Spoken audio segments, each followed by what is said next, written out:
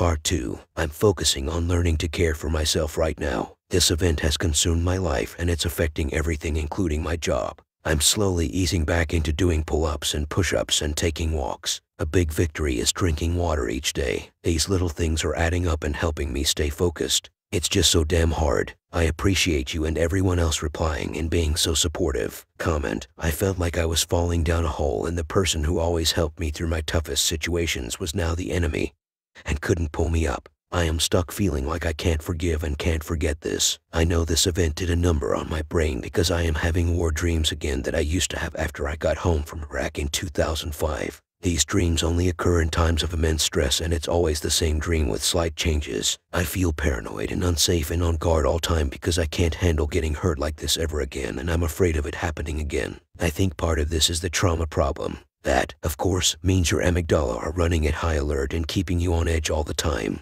You'll notice in van der Kolk's work that the amygdala doesn't have a really close connection with the prefrontal cortex of the brain. You can't talk yourself out of trauma. That's why your therapist employs EMDR. Scientists don't truly understand why it works. Maybe it's the way it mimics the processing we do in REM sleep. But it does tend to cool those heightened responses. I clearly remembered all the traumatic events that I processed through EMDR. But afterward, I was no longer getting the visceral response to those triggers I had been suffering with. I do think working through it all with EMDR will eventually help you. That said, it's possible that this is just a deal breaker for you. For some people, adultery is simply unforgivable. And you know what? There's nothing wrong with those people. These are people who generally take full responsibility for their own actions, and they expect that level of reciprocity from their mates. Some of them know right away, but most don't. Most have to figure it out over a period of time. So, that's something to think about. I can tell you what worked for me, but even so, it's all over the place and certain aspects of my healing were in a different time frame from where you are now. I had always thought I was in the deal breaker camp. You sometimes find out new information about yourself after divorce day, right? 17 years ago, when the cheating was still just online, my first stop was an attorney's office. I'd already met with one before I even called my wife home to confront him. And years later, the first words out of my mouth were, "We're done." So, it's weird how your mind can change. No one was more surprised than me to discover I was even open to reconcile over the course of the next few weeks. I developed some empathy for my wife. He was messed up, right? And I was angry about it, no doubt about that. But after more than 30 years of taking care of him and being there for him, it felt unnatural to just cast him off. I knew that the latest of the O had her hooks in him and I knew that he'd be ruined. I couldn't not care about that, no matter how much I wanted to. This led to a huge sense of duality. When I was working the problem from his POV, I felt calm, almost detached and clinical. When I worked it from mine, I was a mess, shattered and inconsolable. And like I told you earlier, that sense of ambivalence is normal. I had one foot out the door even though I wasn't admitting to it. And that went on for a long time. There has to be a period of time and reconciliation for the BS to observe whether or not the wife is serious about making real changes. Are they really willing to remediate their broken character? And this time of observation is just hellish because you're dealing with all that pain and all those triggers and all the insecurity of not knowing if you're going to get hurt again.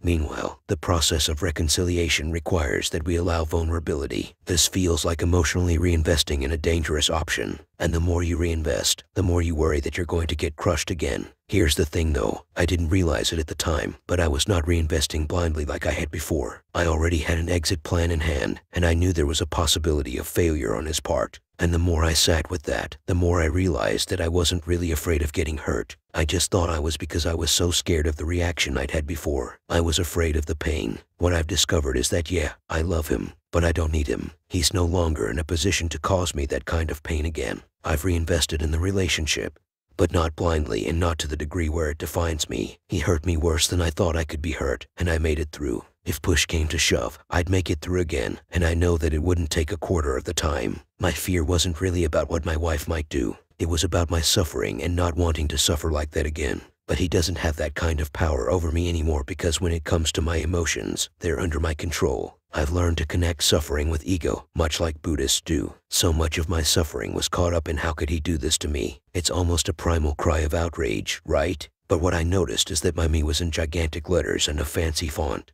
It's a weird sort of outlook and it's so hard to explain. Our self-esteem takes such a crushing blow when we're betrayed this way, and it's a good thing to focus our healing energy on ourselves, to rebuild the sense of self in a healthy way. If we're smart, we're engaging in good self-care and giving ourselves lots of compassion and TLC. But there's also an unhealthy bit of ourself which is inconsolable about how our me got violated by this betrayal. And I say unhealthy because this part keeps us from allowing the bad behavior and bad choices of our wives to be singularly about them. It leaves us in that primal scream of how could you do this to me? If I reel this back in though and take a closer look at it, my ego, me capital lettered me, believes that I deserve better than that. And you know what? I did. That's true. But in the context of the real world, where cheating occurs in about 50% of marriages, the idea that this could happen shouldn't have been such a shock. And it really was a shock. I've never been quite so shocked in my life. It really did happen to me, and it happened to you, and it happened to every BS on this board.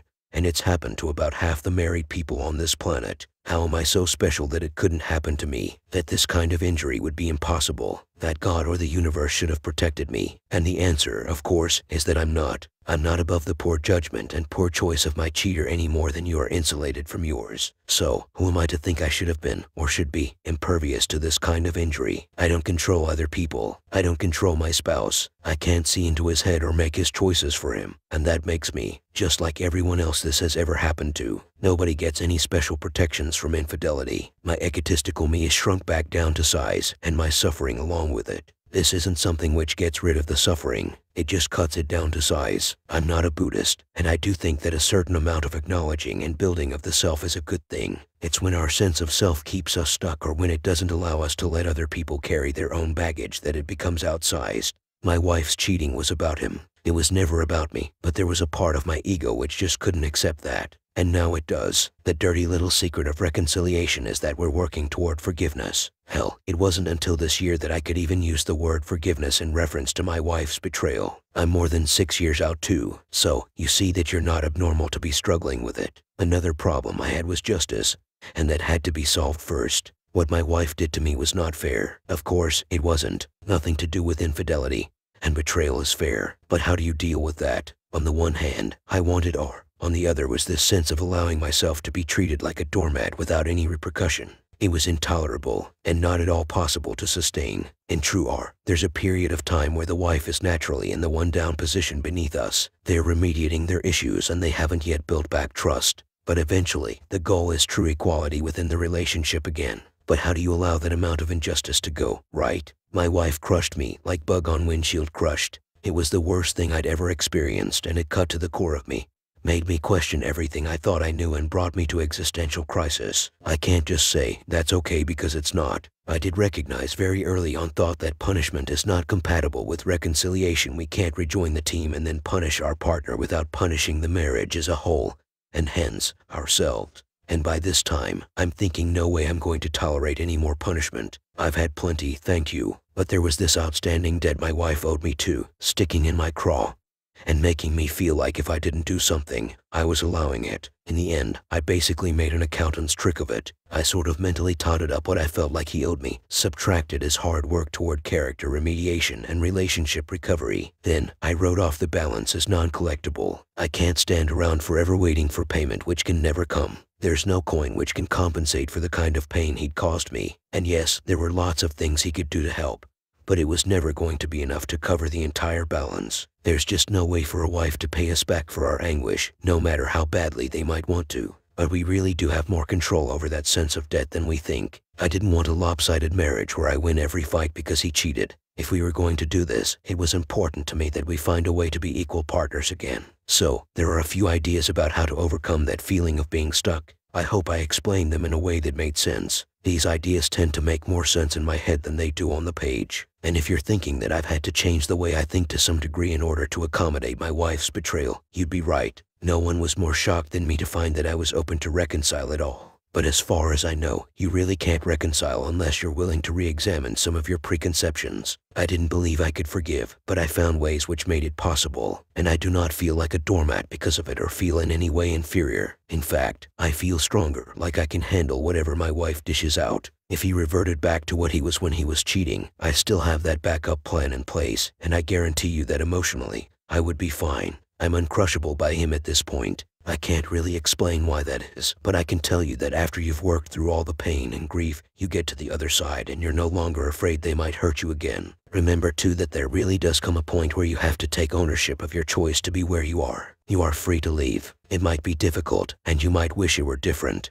but knowing that you can leave whenever you want makes it easier to own your choice to stay. With all the information in hand, you're making a choice as to where you'll plant your feet. This choice has not been foisted off on you at this point. You have all the facts, and your agency has been returned. So, you own that choice. When you do, you can stop feeling so victimized by your wife and by circumstances. Anyone can be made into a victim, right? But we don't have to stay in there, living inside that victimization. Instead, we can feel our power. We can even use it if needs be. We have the power to make choices and to change our mind if those choices make us unhappy. Embrace that power. It's yours, and no one can take it away from you at this point. Even 6 years in, I stand here because I choose to, not because I have to. And if my wife makes me unhappy, I will exercise my power, my agency, to make a different choice. Life is fluid, not static. You aren't bound forever by your choice to try to reconcile. The key word here is try, meaning you might put your best effort in and still feel the need to make a different choice down the road. You are in charge, right? Bear in mind that 1.5 years seem like a long time,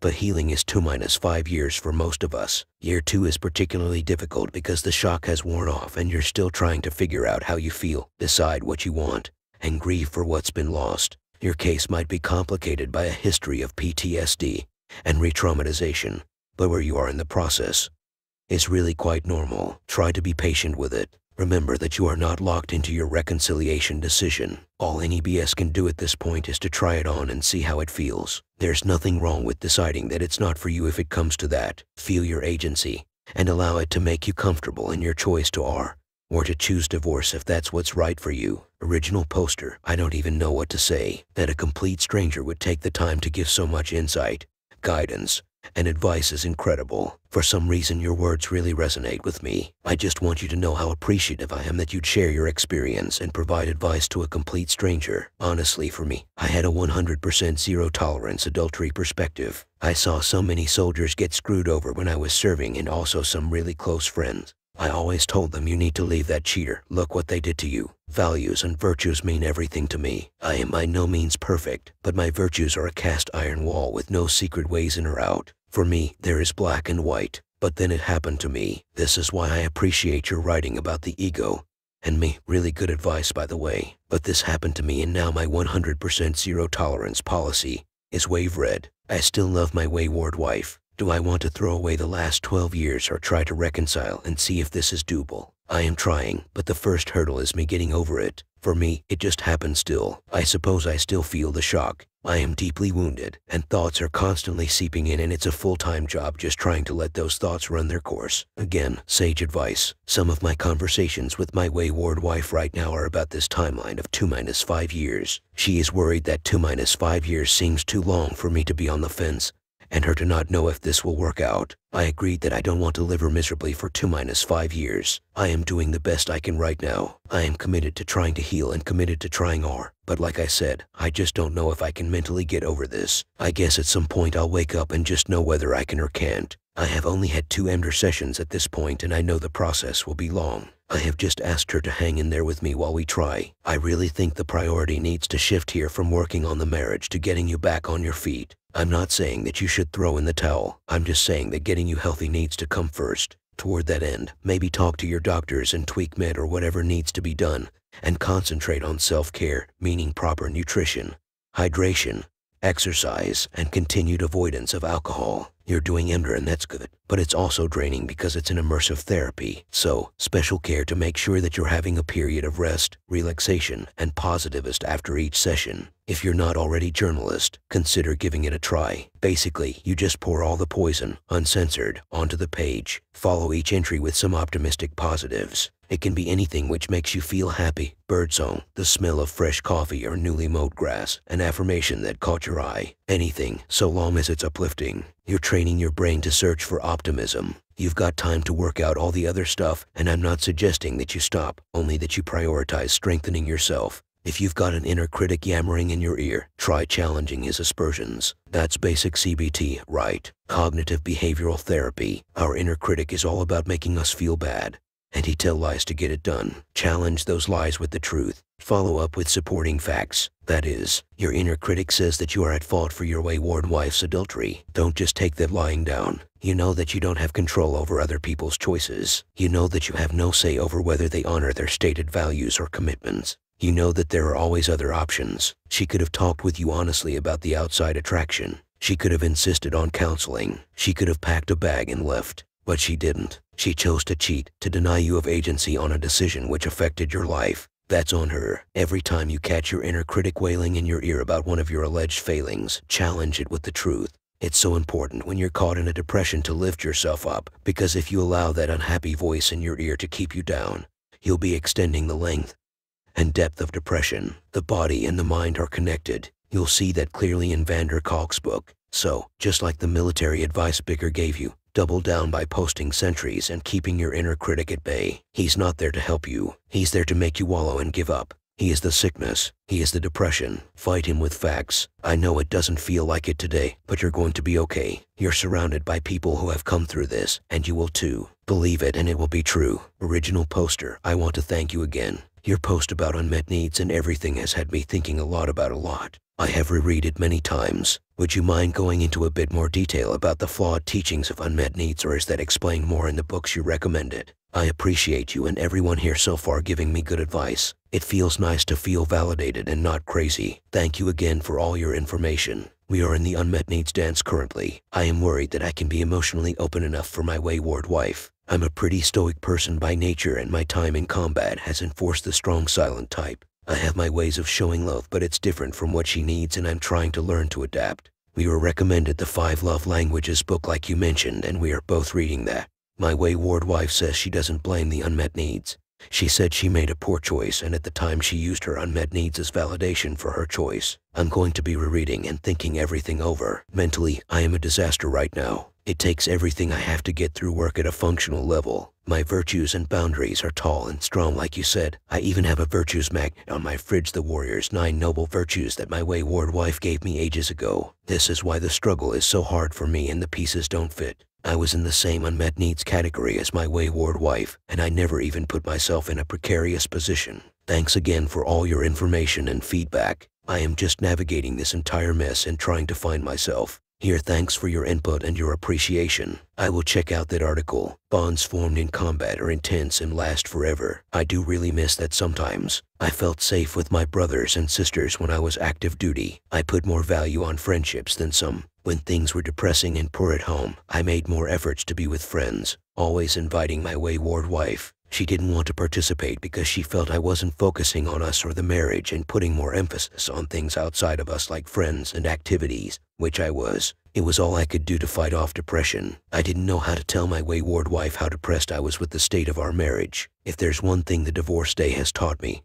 it's to speak my mind at every moment. No more emotionally checking out because I'm upset. Trauma is such a beast. Comment. So, what is it that you feel like is keeping you stuck in the pain? Bear in mind that it's normal at this point. Healing is a 2 to 5 year process, but what's bugging you the most at this juncture? Very kind, LC. If I ever do write that book, it's going to be titled, Meeting Your Needs Like an Adult Without Effing Up Your Marriage and Traumatizing Your Spouse. Although, that might need some trimming. Original poster. I think what is bugging me the most is just how everything happened. It's difficult to put into words, but I'll try. My brain is scrambled eggs at this point. I came home after losing my grandmother and found my wayward wife had an entirely new life going on. One that started a few months before I left. Her new life was at the level that she was even talking to AP's mom about our issues, and the AP's mom was supporting my wayward wife. Just trying to take this all in at the same time as meeting a monster who used to be my wife. I felt like I was falling down a hole, and the person who always helped me through my toughest situations was now the enemy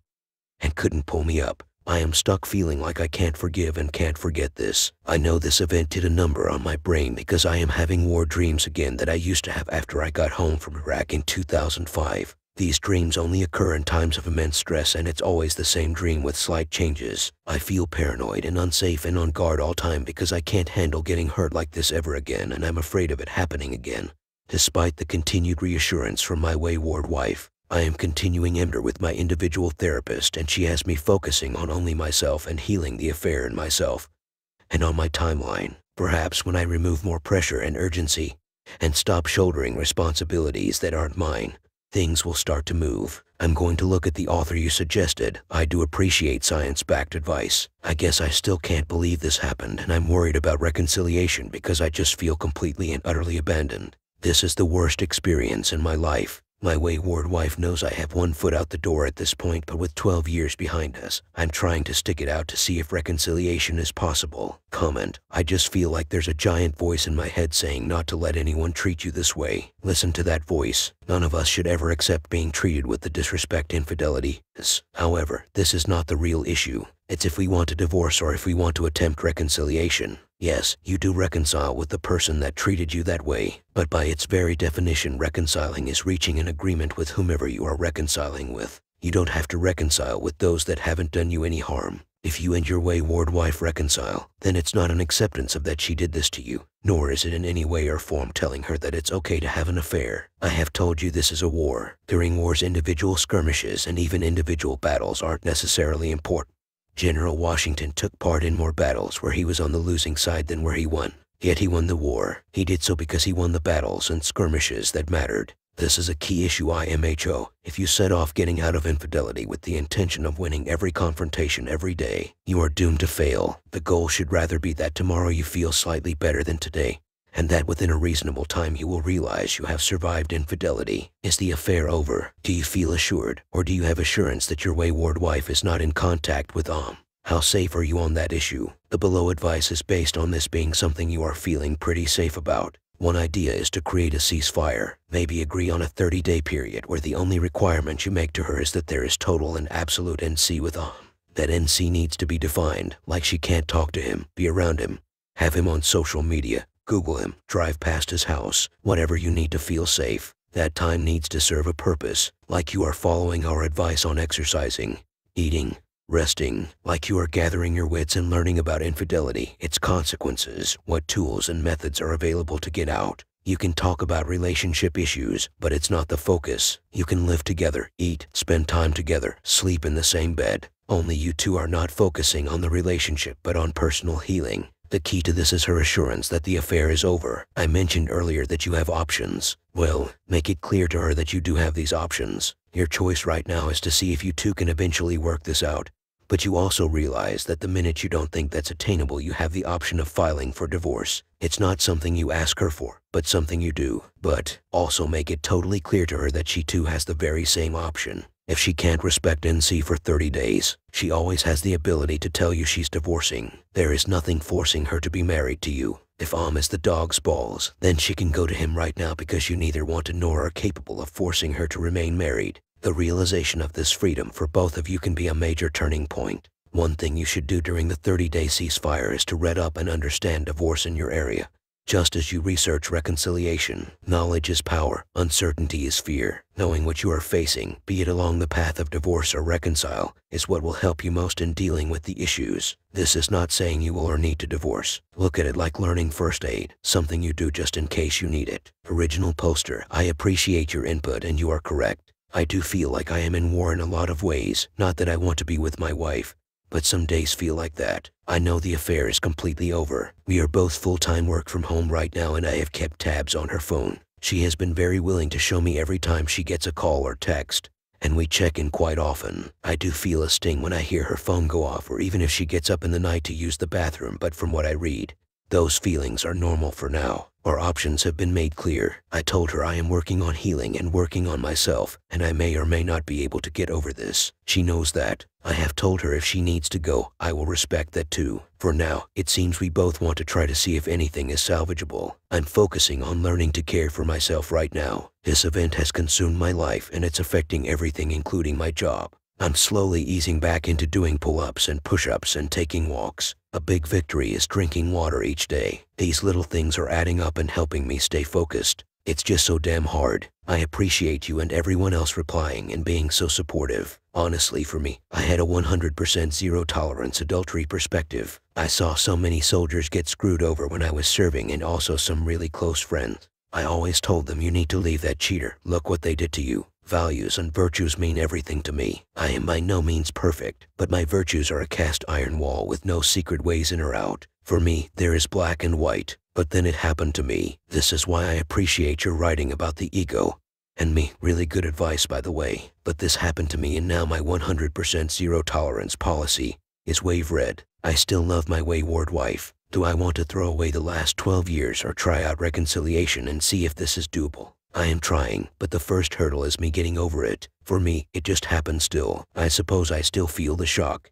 I am deeply wounded, and thoughts are constantly seeping in, and it's a full-time job just trying to let those thoughts run their course. Again, sage advice. Some of my conversations with my wayward wife right now are about this timeline of 2-5 years. She is worried that 2-5 years seems too long for me to be on the fence, and her to not know if this will work out. I agreed that I don't want to live her miserably for 2-5 years. I am doing the best I can right now. I am committed to trying to heal and committed to trying hard. But like I said, I just don't know if I can mentally get over this. I guess at some point I'll wake up and just know whether I can or can't. I have only had 2 EMDR sessions at this point and I know the process will be long. I have just asked her to hang in there with me while we try. Does any time during the 2-5 years become easier at all?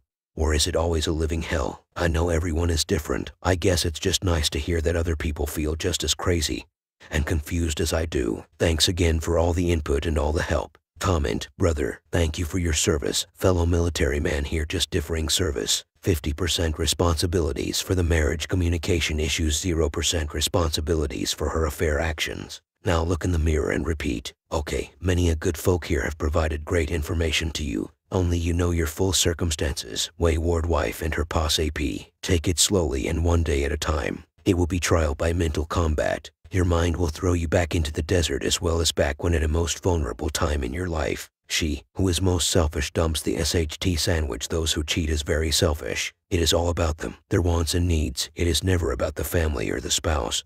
Just them. They lie, manipulate, gaslight to control the fallout so they don't have to face the full bum fight they create. Please seek a MC and IC who specialized as infidelity, not one of those hairy armpits, kumbarya singing, rug sweeping types that want you to wean her off the AP unicorn fart land lovers. Can I ask why after you decided that you respect yourself more, she then becomes willing to give your marriage another try? Did his mummy think a cheating spouse isn't good enough for her son? Brother, communicate, journal, exercise, eat well, walk, talk to the family pet, walk more, seek legal advice, use all VA entitlements. They are there to support you. In with anger and exercise it out, one day at a time.